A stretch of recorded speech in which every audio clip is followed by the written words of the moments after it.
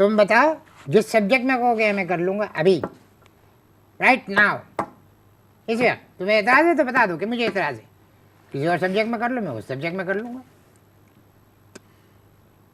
चिड़चिड़ा हूँ मैं थोड़ा सा, शुरू से चिड़चिड़ा हूँ थोड़ा सा।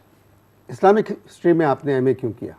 इसलिए कि मेरी बीवी क्रिश्चियन है और वो सिर्फ एक मुसलमान के ख़िलाफ़ है और वो मैं हूँ।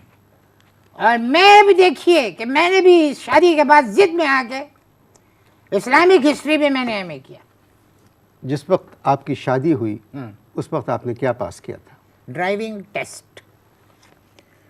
ड्राइविंग टेस्ट, क्योंकि मेरी जो बेगम है उनका ड्राइविंग इंस्टीट्यूट है, समझ में आई बात।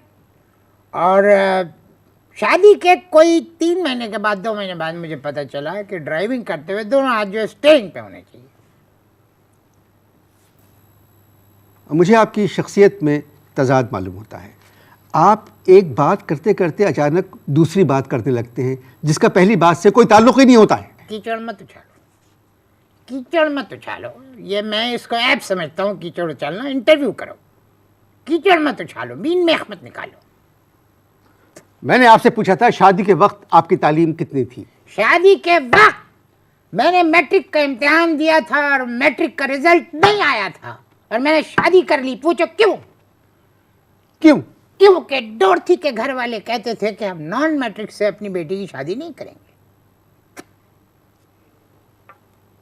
मैट्रिक में आप फेल हो गए या पास हो गए?